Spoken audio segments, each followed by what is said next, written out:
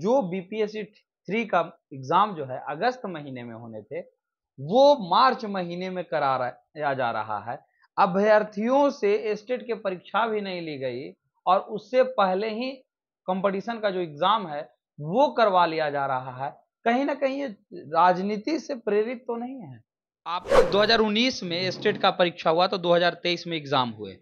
2023 नवंबर में स्टेट का परीक्षा हुए तो फिर सेकेंड फेज का एग्जाम हुए। लेकिन थर्ड फेज के एग्जाम के पहले तो भी स्टेट का परीक्षा होना चाहिए, क्योंकि अभ्यर्थी ही नहीं रहेंगे तो फॉर्म भरेगा कौन। अगस्त महीने में आपने कहा था एग्जाम होगा, उससे पहले स्टेट होगा, यानी स्टेट में जो अभ्यर्थी पास करेंगे वो भी एप्लीकेबल हो सकेंगे थर्ड फेज के परीक्षा में। लेकिन राजनीति के वजह से, चुनाव के वजह से पहले करा लिया गया, लेकिन स्टेट का परीक्षा नहीं हुआ, तो हम लोग तो क्वालिफाई ही नहीं कर पाएंगे, तो भरेंगे फिर कैसे। नमस्कार, मैं मनीष और आप देख रहे हैं मीडिया दर्शन। लोकसभा चुनाव के अब कुछ ही महीने बच गए हैं, लेकिन नेताओं के जुबान की तलखियां जो है साफ तौर पे देखने को मिल रहा है।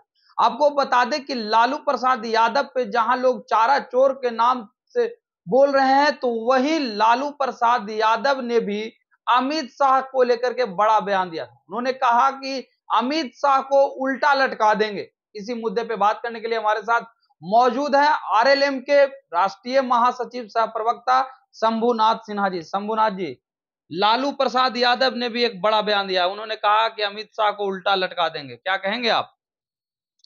लालू प्रसाद जी जैसे लोगों से और क्या उम्मीद कर सकते हैं।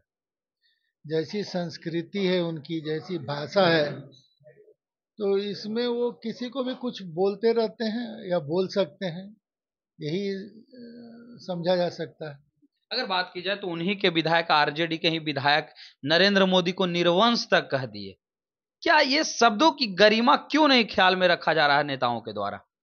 जब व्यक्ति या समूह अथवा कोई पार्टी अपनी दिशा से भटक जाता है, तो ऐसे ही शब्दों का वो सहारा लेकर जनता के बीच में, जिसको आप कह सकते हैं कि चोरी और सीनाजोरी, तो ये राष्ट्रीय जनता दल और उनके नेताओं का अभी यही चरित्र बच गया है।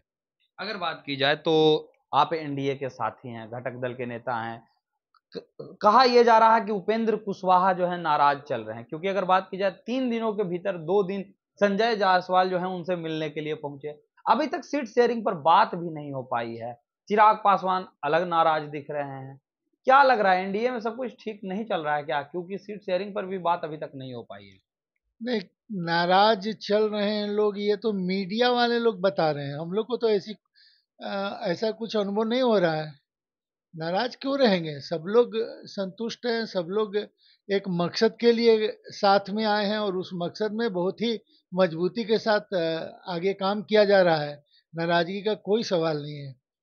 बिहार के मुख्यमंत्री नीतीश कुमार का कहना है कि रोजगार मतलब नीतीश सरकार।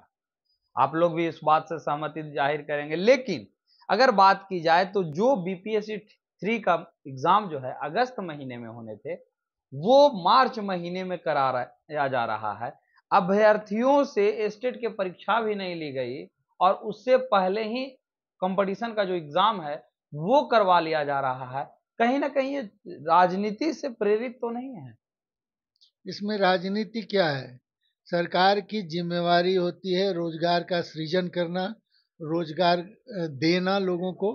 तो सरकार उस दिशा में काम कर रही है। अब अगर वो इस दिशा में काम न करे, तब भी लोग, मीडिया वाले या विपक्ष के लोग ये सवाल उठाते हैं कि सरकार कुछ नहीं कर रही है।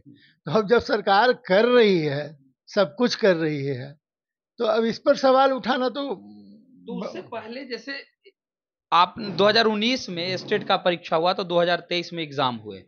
2023 नवंबर में स्टेट का परीक्षा हुए तो फिर सेकेंड फेज का एग्जाम हुए। लेकिन थर्ड फेज के एग्जाम के पहले तो भी स्टेट का परीक्षा होना चाहिए, क्योंकि अभ्यर्थी ही नहीं रहेंगे तो फॉर्म भरेगा कौन। नहीं, तो बिना अभ्यर्थी के थोड़ी एग्जाम होना है। अभ्यर्थी रहेंगे तभी तो एग्जाम होना है। हाँ, अब सवाल है कि रोजगार अगर का सृजन करके उस रोजगार को दिया जा रहा है, तो इसमें क्यों आपत्ति है? उसके उसमें समय सीमा की क्या आपत्ति है? रोजगार होना चाहिए और सही तरीके से वो रोजगार मिलना चाहिए लोगों को। अभ्यर्थियों का आपत्ति यही है कि अगस्त महीने में आपने कहा था एग्जाम होगा, उससे पहले स्टेट होगा, यानी स्टेट में जो अभ्यर्थी पास करेंगे वो भी एप्लीकेबल हो सकेंगे थर्ड फेज के परीक्षा में। लेकिन राजनीति के वजह से, चुनाव के वजह से पहले करा लिया गया, लेकिन स्टेट का परीक्षा नहीं हुआ, तो हम लोग तो क्वालिफाई ही नहीं कर पाएंगे, तो भरेंगे फिर कैसे? फिर जो क्वालिफाइड हैं अभी उनको तो मौका मिल रहा है ना, और जो जिनको क्वालिफाई होना है उसके लिए आगे भी मौका आएगा। ऐसा थोड़ी है कि ये हो गया तो इसके बाद बंद हो जाना है, ऐसा तो है नहीं।